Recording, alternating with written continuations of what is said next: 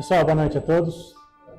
Que a paz de Jesus esteja conosco na noite de hoje. Quem for assistir depois a nossa palestra pela internet, receba as bênçãos de Deus e de Jesus em seus lares. A gente vai dar início então à nossa atividade desta quinta-feira. Primeiramente agradecendo a Deus, nosso Pai, ao nosso Mestre Jesus, aos nossos amigos espirituais, para que estejam conosco mais esta noite, nos envolvendo, nos abençoando. Que cada um saia daqui melhor do que quando entrou, levando muita luz e muita paz para os seus lares. Que cada um seja atendido e socorrido na sua necessidade. E agradecendo sempre a esses irmãos queridos que cuidam de cada um de nós, aqueles que estão em seus lares assistindo a nossa palestra, que também tenham seus lares envolvidos com muita luz e muita paz. Que as bênçãos do nosso Mestre Jesus estejam sempre presentes nos lares de cada um dos irmãos. Iniciando a nossa atividade de hoje, fazendo a oração de São Francisco, que é o patrono da nossa casa. Senhor, fazei-nos um instrumento de vossa paz. Onde houver ódio, que eu leve o amor. Onde houver ofensas, que eu leve o perdão. Onde houver discórdias, que eu leve a união. Onde houver dúvidas, que eu leve a fé. Onde houver erros, que eu leve a verdade. Onde houver desespero, que eu leve a esperança. Onde houver tristezas, que eu leve a alegria. Onde houver trevas, que eu leve a luz. Ó Mestre, fazei que eu procure mais consolar que ser consolado, mais compreender que ser compreendido, e mais amar que ser amado. Pois é dando que se recebe, é perdoando que se é perdoado, e é morrendo que se vive para a vida eterna. Que assim seja, graças a Deus. Antes de passar a palavra para o nosso companheiro que vai fazer a palestra aqui hoje, inclusive a primeira vez dele aqui nesta casa, nesse ambiente aqui, né, que ele já fez palestras para a gente quando a gente estava em outro lugar, acho que a gente tem que ter sempre o sentimento de gratidão pelas ajudas que a gente recebe, sejam lá quais forem. E o Danilo foi uma pessoa que nos ajudou muito quando a gente fez a mudança aqui para esse ambiente. No dia da mudança, né, ele arrumou o carretinho para a gente trazer as nossas coisas para cá, trouxe os amigos dele para nos ajudar. O que era para ser uma viagem, foram 5, 6 viagens, saímos daqui quase 7 horas da noite, né, porque ia lá buscar, trazia as coisas, enfim, foi um dia muito agitado, estava muito quente aquele dia, né, só no final da tarde que estava mais fresquinho. Então, em nome do Jefa Sorocaba, publicamente quero externar a nossa gratidão por você ter nos ajudado nessa parte importante que foi a mudança, né, daquele ambiente para esse ambiente aqui. Né? Estava até falando, está bem diferente, né? Quando aqui tinha pilha de caixa, pilha de coisa, né? Porque a gente foi paçocando tudo aqui, né, para agilizar a mudança. Então, em nome do Jefa, muito obrigado, Danilo, pela ajuda que você prestou para a gente naquele dia. Né? Ele que faz palestras aqui para a gente já há algum tempo e se dispôs, né, naquele dia, dispôs do seu tempo para poder nos ajudar nessa parte, nessa etapa importante, né, da nossa mudança de lá para cá, né, a mudança material, né, propriamente dita. Então, muito obrigado, Danilo. E hoje, primeira vez que ele vai fazer palestra aqui para a gente nesse novo ambiente. Por favor. Bom, pessoal, boa noite. Eu fui um médio de transporte, né, porque eu transportei. Eu brinco com o pessoal, fala que a gente adora barganhar com a espiritualidade, né? A gente sempre pensa nos pontinhos que a gente vai ganhar. Mas não, a gente tem que fazer de coração mesmo, foi de coração e quantas vezes precisar que tiver ao meu alcance, a gente vai participar. Preciso trabalhar mais na casa, né, que eu estou indo em débito. Mas enfim, vamos lá. A proposta do tema de hoje, os apóstolos do Cristo, é um tema que eu estudei já faz acho que uns 3 anos, foi durante a pandemia que eu fiz. Porque a gente fala tanto de espiritualidade e tudo, mas qual que é a essência? Como começou efetivamente a Boa Nova, o trabalho do Cristo e da equipe que o assessorava? E eu chamo de equipe e nós vamos entender o porquê daqui a pouco. Só que nós temos alguns conceitos que nós temos que entender antes. Colégio apostolar. Vocês já ouviram falar, ele é apóstolo de Cristo, ele é discípulo de Cristo? Vocês já ouviram? Mas qual que é a diferença entre apóstolo e discípulo? Então vamos lá. Jesus contou com quantos discípulos ele tinha mesmo? 12. Mas e o apóstolo Paulo? O 13º? E o Lucas fazia parte dos 12 iniciais? Não. Eles integraram depois com seus ensinamentos. E eu recomendo, na Netflix tem um filme, pelo menos estava lá, Paulo, o Apóstolo de Cristo. Mostra a história dele até a passagem dele, até o desencarne, mas vale a pena. E quem estava com ele era Lucas, que era um médico que o acompanhava e que também transcreveu um dos evangelhos. Dentro da doutrina espírita, nós estudamos o Novo Testamento, tá, gente? Que são os evangelhos de Mateus, Marcos, Lucas e João. Então, o espiritismo ele é muito setado na segunda revelação, entendendo que Moisés veio para preparar todo o terreno, com a unificação, com a ideia de unificar, ter um único Deus soberano sobre todas as coisas.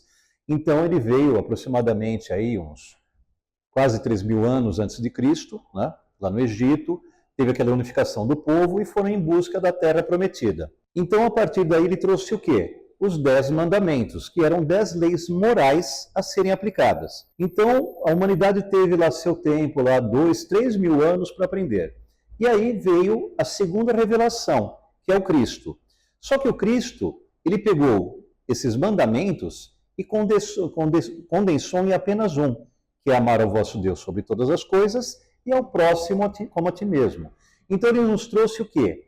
Além do lado moral, o despertar do amor, da caridade.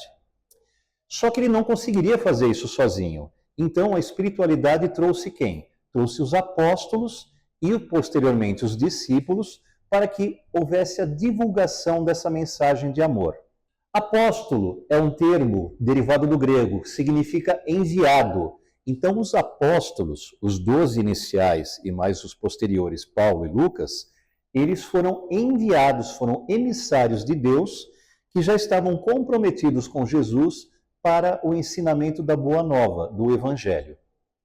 Então, apóstolo, por definição, é enviado. E discípulo é um vocábulo de origem latina, significa aluno. Então, todos nós que estudamos os ensinamentos de Jesus, somos discípulos. Porém, naquela época, no início do cristianismo, cristianismo é atribuído a Jesus Cristo. Então, a palavra foi denominada naquela época. Então, nós somos aprendizes do cristianismo, somos discípulos, somos alunos. Mas na época houve o quê? A necessidade de pessoas centralizarem essas informações para poderem divulgar para toda a sociedade uma nova mensagem, uma mensagem de amor. Jesus escolheu 12 apóstolos e lhes enviou a diversos lugares. Após a passagem do Cristo, o que aconteceu? Cada apóstolo foi para um local da Europa, que era onde existia a maior concentração, né? E também para o norte da África, de tal forma que se expandisse o conhecimento da Boa Nova. E eles tiveram ajudas de pessoas, de discípulos que eram aprendizes desses apóstolos. Contou também com o apoio direto de cerca de 70 discípulos. Então, fazendo uma conta muito primária, cada apóstolo tinha aproximadamente aí 7 discípulos para que pudesse lhe ajudar a organizar as reuniões sociais, levando a palavra do Mestre. Então, esse foi o início do cristianismo, que é chamada de segunda revelação. Jesus, ele informou também, perto de sua passagem espiritual, deixando esse plano, que ele enviaria o Consolador Prometido. O Consolador Prometido, dentro do que nós estudamos, professamos na doutrina espírita, é justamente a codificação que veio através de Allan Kardec. Então, a primeira revelação, Moisés, para unificar a ideia de um Deus, para fortalecer esse conceito dentro do povo. A segunda revelação, Jesus, ampliando, expandindo esse conceito com o amor. E, posteriormente, as obras de Kardec, as obras básicas e tantas outras obras complementares que fizeram o quê? Uma pulverização, uma disseminação do conhecimento doutrinário. Então, são as 3 revelações que nós chamamos dentro do Espiritismo. Jesus chamou essa equipe de apóstolos para erguê-los à condição de amigos fiéis, capazes de abençoar, confortar, instruir e servir ao povo. Amigos fiéis. Mas o que significava isso? Jesus fez uma reunião, chamou, vamos aqui, vamos fazer tudo? Não. Esses espíritos já tinham um preparo espiritual. Esses espíritos, esses 12 apóstolos, já estavam comprometidos com o Cristo antes da vinda dele, ou posteriormente à vinda dele, de tal forma que eles pudessem segui-lo e ajudá-lo com a disseminação desse conhecimento. A missão de Jesus, propriamente dita, começa com a organização de seu colégio apostolar. Então, como foi isso? Mateus relata no evangelho dele o seguinte: e Jesus, andando junto ao mar da Galileia, viu 2 irmãos, Simão, chamado Pedro, e André, os quais lançavam redes ao mar, porque eram pescadores. Então Jesus passou e viu aqueles homens trabalhando, e foi conversar com eles. E disse-lhes: vinde após mim, e eu vos farei pescadores de homens. Jesus é conhecido como pescador de homens, o pescador das boas coisas dos homens, dos bons sentimentos. Então ele trouxe esses 12 apóstolos, esses 12 companheiros, para que eles multiplicassem essa pescaria dos homens para a doutrina cristã. Isso aqui está tudo no Evangelho, tá, gente? Então eles deixam, e está na Bíblia também, no Novo Testamento. Então eles, deixando logo as redes, seguiram-no. Simplesmente ele falou as palavras necessárias para eles, que já estavam preparados espiritualmente, e eles deixaram tudo para segui-lo. Deixaram suas famílias, deixaram tudo que eles tinham materialmente. Nossa, mas é uma coisa meio absurda, né? A gente fala assim, não, eu vou viver de religião hoje, agora, né? Vou seguir um homem e eu largo tudo, né? Então existia todo um preparo e um amparo para essas famílias, de tal forma que esses homens pudessem seguir Jesus naquele momento. E adiantando-se dali, viu outros 2 irmãos, também estavam lá próximos, na praia. Tiago, filho de Zebedeu, e João, seu irmão, num barco com Zebedeu, seu pai, consertando as redes, e os chamou. Eles, deixando imediatamente o barco e seu pai, seguiram-no. Isso está no Evangelho de Mateus.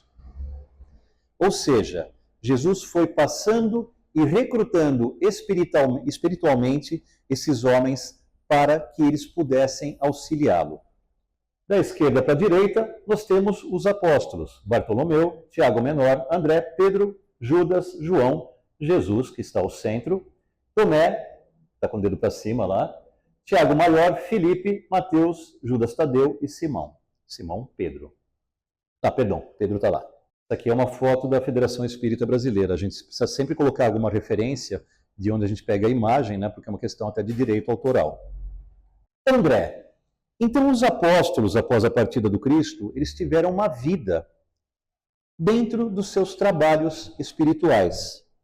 E cada um, dentro do seu trabalho, conseguiu desenvolver novos discípulos, porém, pelo fato de serem cristãos, e vocês conhecem pela história, após a partida de Jesus, os apóstolos começaram a ser seguidos. Os cristãos eram colocados dentro do Coliseu e eram entregues aos leões, porque eram contra o domínio da igreja de Roma, que era panteísta, ela tinha vários deuses. Então, falando de André, irmão de Simão Pedro, e como ele, pescador. Foi o primeiro a ser afastado do lago de Tiberíades, para receber o título de pescador de homens. Estava o Pedro, estava ele, e ele foi o primeiro a ir até Jesus. Foi também o primeiro a recrutar novos discípulos para o Mestre. Todo mundo já deve ter assistido, em alguma oportunidade, o filme sobre a vida de Cristo, e tem o Sermão da Montanha. Vocês já viram? Se não, tentem assistir, que, com exceção também da Paixão de Cristo, que é um filme mais recente, ele é um pouco pesado, mas ele procura retratar a brutalidade com que os homens trataram Jesus naquela época. Ele ouvia, observava e seguia Jesus por toda parte. E ele foi crucificado em uma cruz de forma de X. Então, todos os apóstolos, com exceção de um que nós vamos ver daqui a pouco, tiveram a sua penitência em sua morte. Porém, eles trouxeram o quê? discípulos que foram levando o evangelho, a boa nova, à frente. Quem que é esse? Bartolomeu, missionário na Índia, na Armênia, Mesopotâmia, Pérsia e Egito. Oficiais armênios tiraram-lhe a pele, estando ele ainda vivo, decapitando-o em seguida. Por que eles faziam isso, essa brutalidade toda?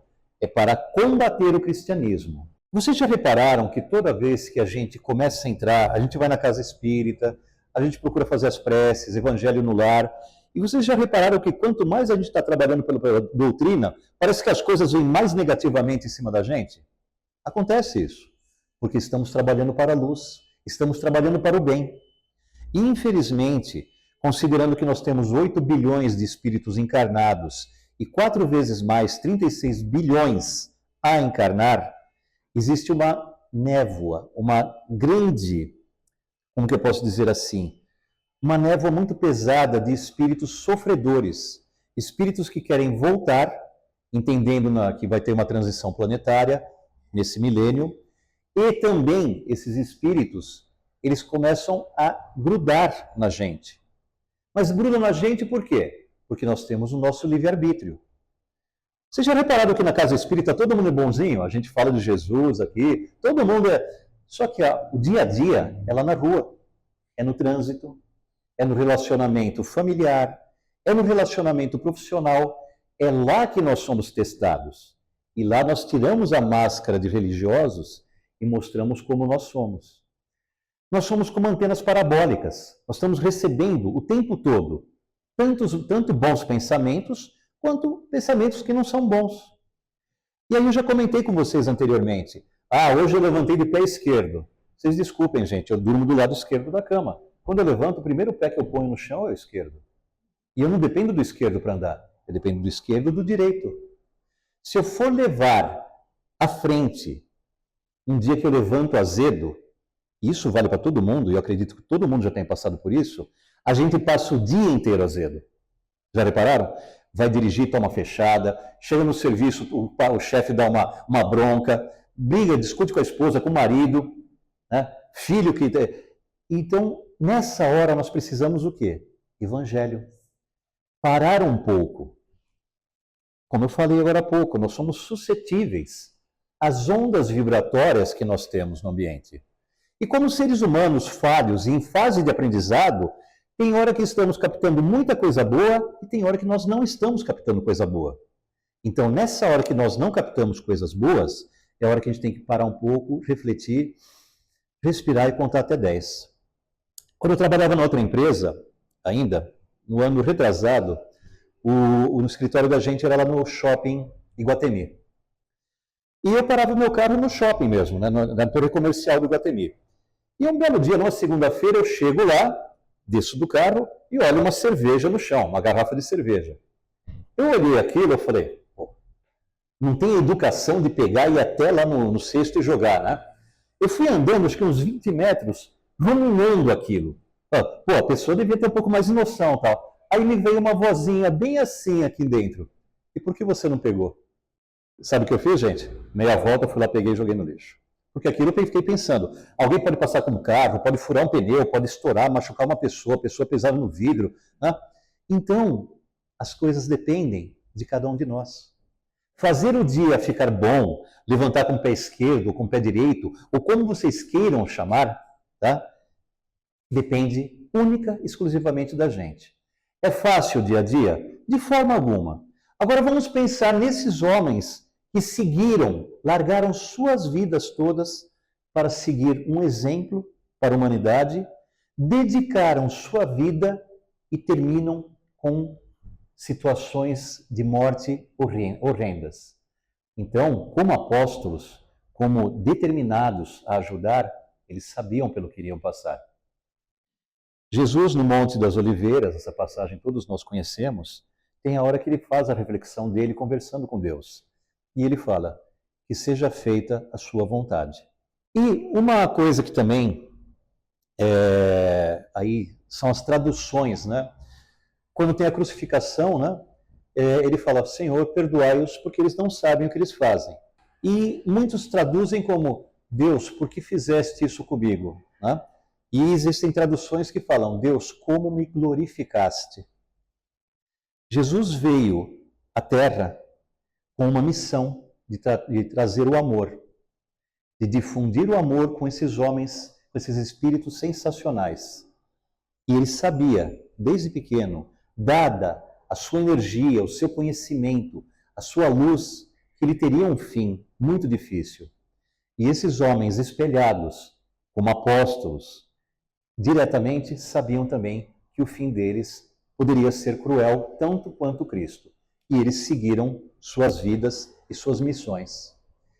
Exerceu um papel fundamental junto a Pedro e demais apóstolos para que Paulo fosse aceito. Lembra que eu falei? Paulo, ele era um militar, né? Livro Paulo e Estevão, do Emmanuel. Recomendo a leitura também. E você tem toda a história de como Paulo se converte, Saulo, no caso, se converte ao cristianismo. Um pequeno evangelho apócrifo, depois nós vamos entender o que é apócrifo, e também é também atribuído a ele. Algumas escrituras, nós vamos entender um pouco melhor mais para frente. O terceiro, quem que é esse aqui? Filipe. Galileu, da cidade de André e Pedro. Seguidor de João Batista. Fazia parte do Estado-Maior do Colégio Apostolar, junto com Pedro e João. As características de Pedro eram a impulsividade, ele acreditava muito no Cristo. Tanto que nós temos a passagem dele, lá na situação do Monte das Oliveiras, onde ele decepa a orelha de um escravo que foi a mando do Senhor prender Jesus. Então, Pedro era a energia, a força. João era o apoio moral. Era um dos apóstolos mais espiritualizados, mais preparados dentro do Evangelho. E Filipe era um organizador. Então, todas as passagens de Jesus tinha toda uma preparação, onde eles preparavam o terreno, hospedagem, onde ele ia ficar e tudo. Então, eles eram realmente pessoas que pensavam no bem-estar do Cristo e o seguiam de coração. Conheceu Paulo e Lucas. Pregou na Frígia, Ásia Menor, e morreu idoso. Esse escapou. Quem é o quarto? Judas Tadeu. Tem as igrejas, né? São Judas Tadeu, não tem, gente? Nazareno, filho de Alfeu, irmão de José, pai de Jesus. Ele é irmão do José, foi colocado como pai de Jesus em função, a interrogação em função da própria história, né? De Maria ter a concepção de Jesus, né? Que era prima ou irmão de Maria. Era irmão de Mateus e Tiago Menor. Então vocês viram que eles já estavam numa família, numa comunidade, todos eles. Ele e seus irmãos eram chamados de irmãos de Jesus. Na verdade, eles eram primos. Eles eram da família de Jesus. Parentes por parte de pai e parentes por parte de mãe também. Teria sido esposo das bodas de Caná. Vocês lembram da transformação da água no vinho? Essa passagem aqui foi no casamento, numa situação do casamento que eles estavam participando. Morreu em Edessa a machadadas. Por isso que o símbolo de São Judas Tadeu é o machado. Mateus ou Levi? Levi é um nome tipicamente judeu. Galileu, filho de Alfeu, irmão de Tiago Menor e de Tadeu. Publicano, profissão desprezada pelos judeus. Ele era cobrador de impostos para os romanos. Jesus trouxe pescadores, trouxe pessoas com conhecimento, letrados, né? E fez uma composição de espíritos que pudessem participar, cada um com seu conhecimento. Teria escrito o primeiro evangelho, a fonte que deu origem aos demais, em aramaico, desaparecido. Um dos grandes problemas da Bíblia, do Novo Testamento, é justamente as traduções.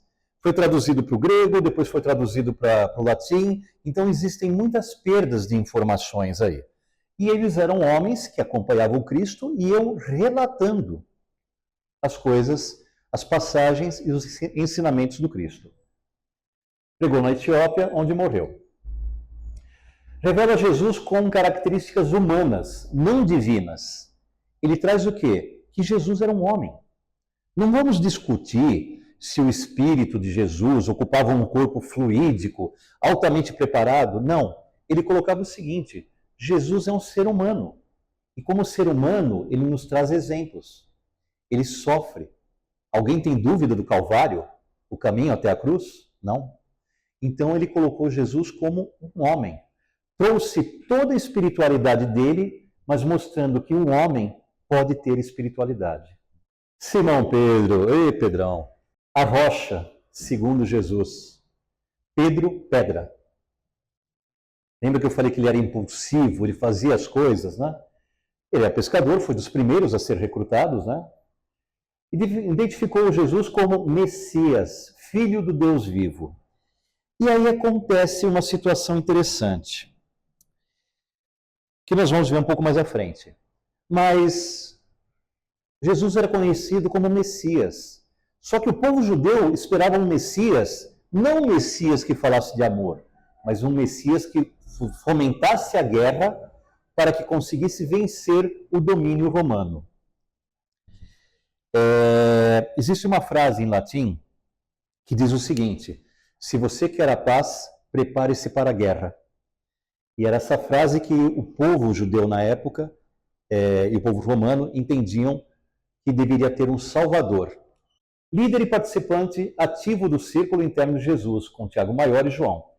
Na transfiguração, na cura da filha de Jairo, na agonia do Jardim das Oliveiras, organizou a última ceia e outras tantas atividades que o Cristo trouxe, os exemplos de Lázaro, etc., que ele pôde trazer. Então, ele sempre fomentava as situações e os locais de tal forma que Jesus pudesse operar os milagres.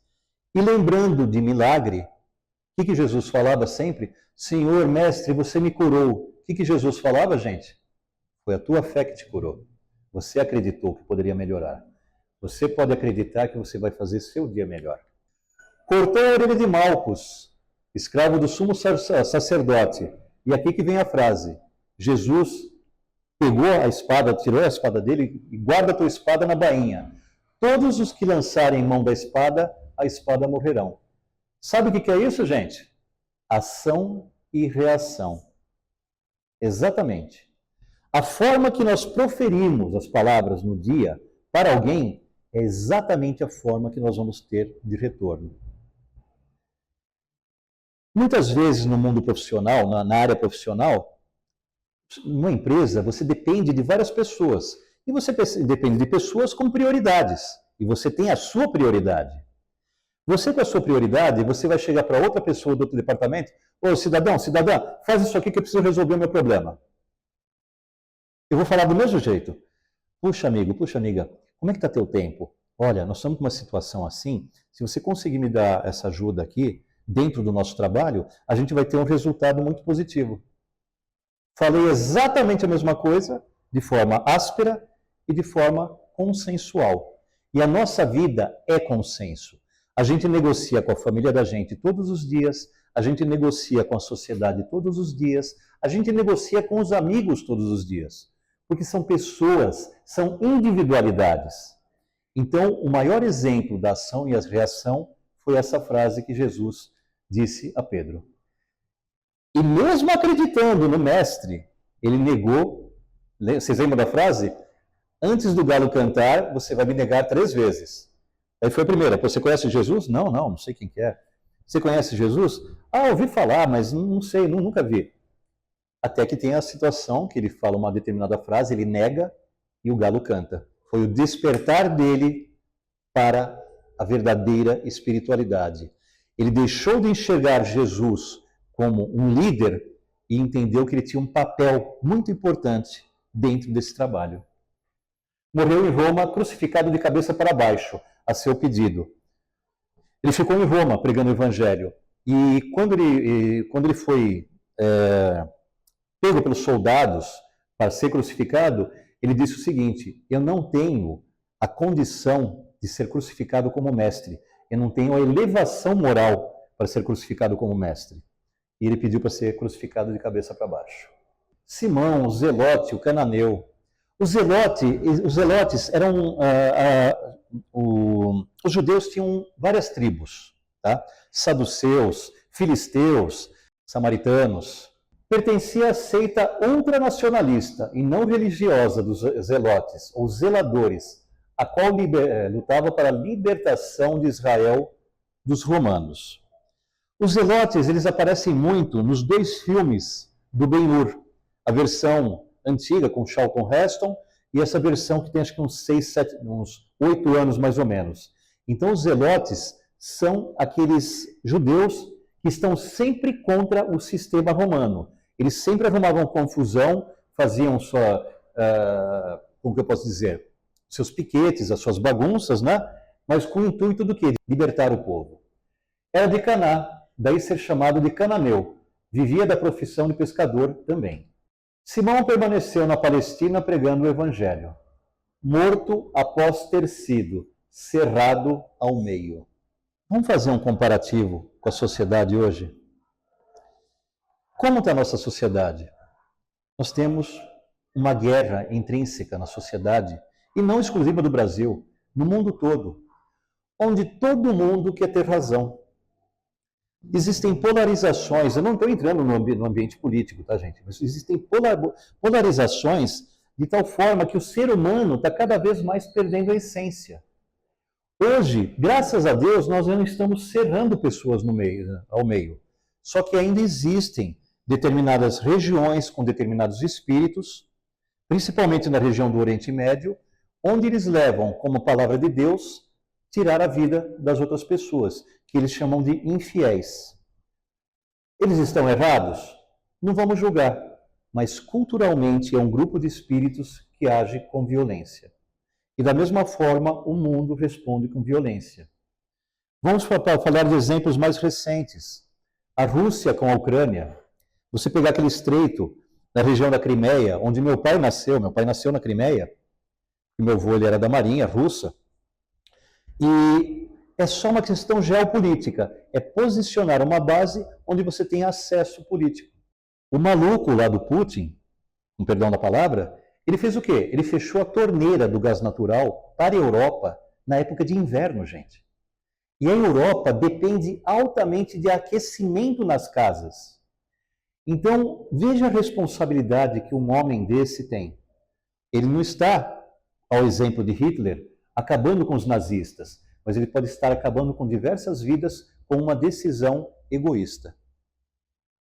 Aí você vai falar, mas a guerra tem lado certo? Não, a guerra não tem lado certo.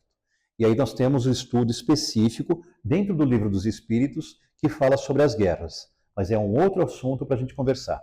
Tiago Maior, Galileu, filho de Zebedeu e Salomé, pescador e irmão de João. Chamado de Bonerges por Jesus, do aramaico significa filho do trovão. Era outro encrenqueiro que nem o Pedro, tá, gente? Fazia parte do círculo íntimo de Jesus. Olha que interessante. Ele era encrenqueiro, mas assim, ele era muito energético, muito intempestivo. Então, Jesus tinha várias personalidades distintas e trazia para o seu círculo para que eles aprendessem. Ao quê? A desaprender os maus hábitos e aprender novos hábitos. Morto decapitado pelo rei Herodes, em Jerusalém.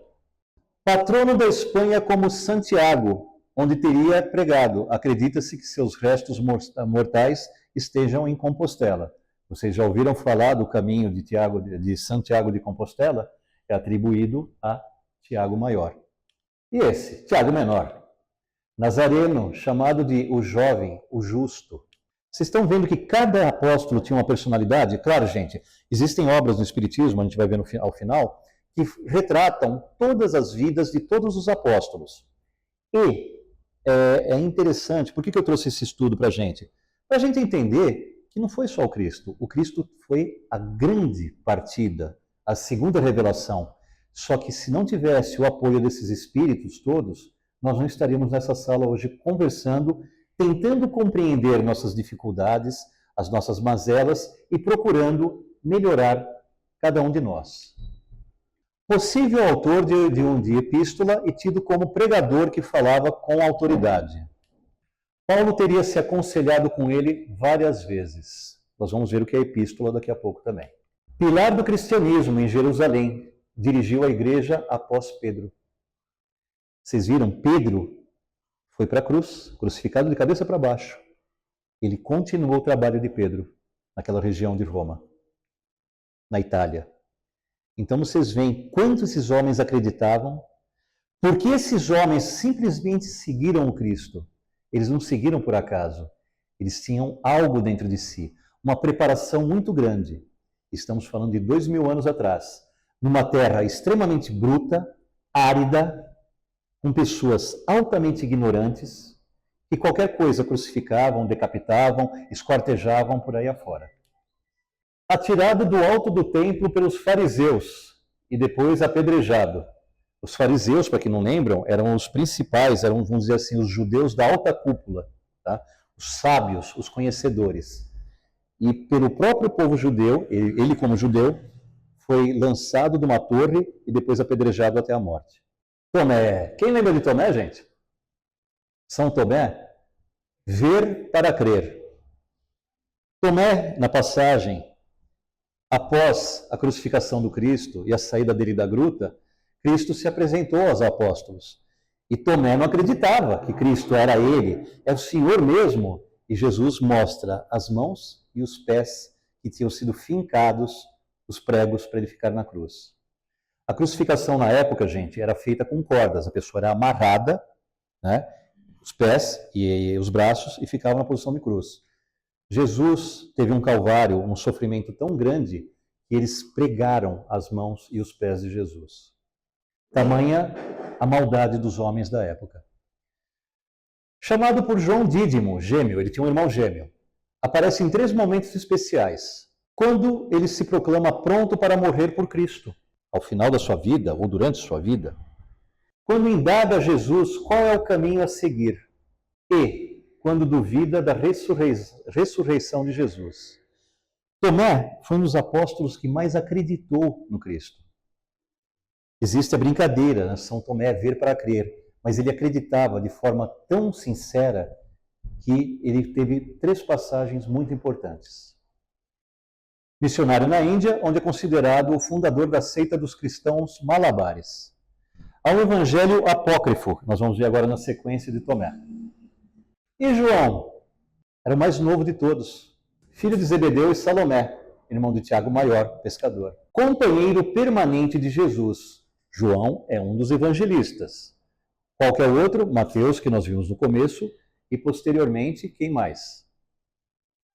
Marcos, já passamos, e Lucas, que foi posterior à vinda do Cristo. Foi condenado pelo imperador Domiciano a ser jogado em um tacho fervente de óleo em Roma, por não negar sua fé. Pegaram um menino e colocaram dentro do tacho. Horrível, né, gente? Ao invés de morrer queimado, saiu rejuvenescido e ainda mais jovem e forte. Isso está na história do cristianismo. Tamanha fé, tamanho conhecimento, tamanho preparo dele. Autor do Evangelho de Epístolas do Apocalipse, em torno do ano 100 depois de Cristo, escrito na ilha grega de Patmos. O Evangelho de João é o mais espiritualizado, revelando Jesus como o Verbo divino entre os homens. Não é de fácil compreensão, porque requer um certo nível de espiritualização do ser humano. O Verbo divino, a propriedade de Jesus. Ele recebeu forte influência dos ensinamentos dos essênios, que era um grupo judaico de elevação moral por autodisciplina. João era o mais próximo da parte espiritual de Jesus. E ele tinha uma autodisciplina que era a elevação moral da própria formação do caráter familiar dele. Foi o último apóstolo a desencarnar e estava muito idoso. Os evangelhos apócrifos são livros, lembra do apócrifo? São livros que descrevem a vida de Jesus, mas que a maioria das igrejas cristãs não consideram como legítimos. Eles estão fora das escrituras dos evangelhos. Por isso eles não entram no canon, que é o conjunto de textos sagrados que estão contidos na Bíblia. Mas afinal, quem eram esses apóstolos, esses espíritos? Eu falei todos, gente? Faltou quem? Quem vendeu Jesus por 30 dinheiros? Nós vamos chegar nele daqui a pouco. Eles eram preparados espiritualmente na época para seguir o Cristo. E finalmente, Judas Iscariote. Tem cara de mal, não tem, gente? Eles colocam as fotos de Judas como se fosse um cara mau, né? Vendeu o Cristo. Judas, o Iscariote, comerciante em Jerusalém, Ele era um homem de Queirote. Em judaico, em hebraico, Isquerote. Então, Iscariote. Teria traído Jesus por 30 dinheiros, porque estava convencido que ele provaria ser o Messias prometido. Lembra que eu falei agora há pouco que a esperança do povo judeu era uma revolta armada para vencer os romanos? Ele era um dos apóstolos que mais confiava em Jesus, que mais o tinha como uma pessoa que ia revolucionar a história da humanidade. Enforcou-se quando reconheceu o seu erro.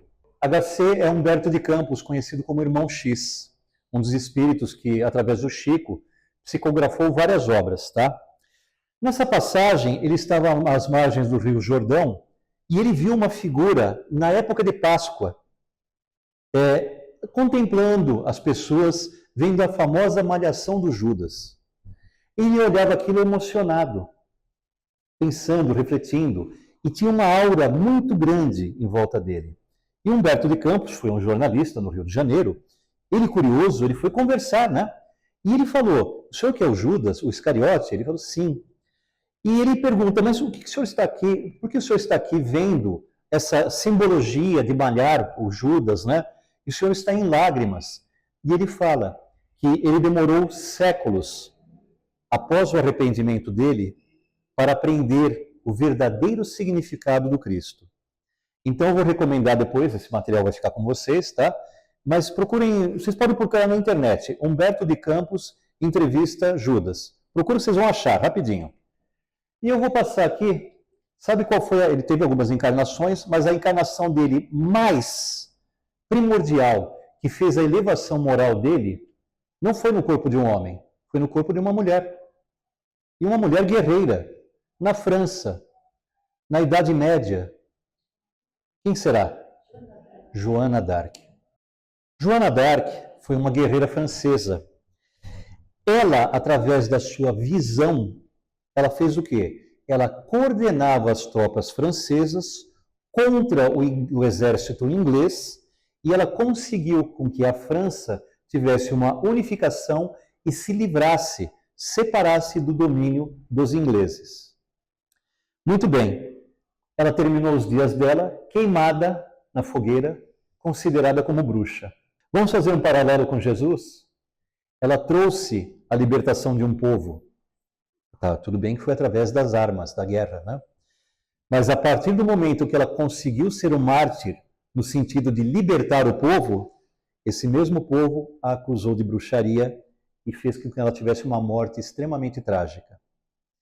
Então, nesse relato, Humberto de Campos, conversando com Judas, Judas fala que ele atingiu o ápice e o entendimento moral necessários a partir do momento em que ele passou uma situação muito próxima de Jesus, com a perda da vida dele, salvando ou libertando um povo. Isso foi 15 séculos, aproximadamente, 15 ou 16 séculos após a partida do Cristo. Então, nós, como espíritos, estamos caminhando. Somos discípulos do Cristo. Às vezes discípulos mais aplicados, às vezes discípulos não tão aplicados. Mas nós estamos hoje aqui conversando para a gente entender o quanto nós podemos fazer. Lembrando de João Batista, o autoconhecimento, a reforma interior. É isso que a gente busca com a religião. E como que a gente consegue fazer isso, gente? Com a prática. Com a nossa família, com os nossos amigos, com o nosso trabalho, com a sociedade. Então a mensagem de hoje era trazer esses 12 exemplos diretos que conviveram com Cristo, que deram a vida deles acreditando em algo maior, que é o que nós estamos fazendo hoje aqui, dedicando um tempo para algo maior para nós, para a nossa evolução. Leituras recomendadas estão aqui, e aqui da onde eu tirei esse texto todo aqui. Então vou aproveitar esse momento de reflexão de todos, vou convidar todos a fecharem os olhos, se acomodarem nas cadeiras, de uma forma bem relaxada, bem gostosa, respirar, inspirar, expirar, levar para dentro as energias positivas, os exemplos que nós vimos hoje, e colocar para fora tudo aquilo que nós não desejamos para nós para o nosso semelhante. O caminho é longo. Estamos há 21 séculos após a passagem do Cristo. E nós temos muito aprendizado ainda por vir. Mas o primeiro passo está sendo dado hoje. Está sendo dado em nossas casas, está sendo dado na nossa vida.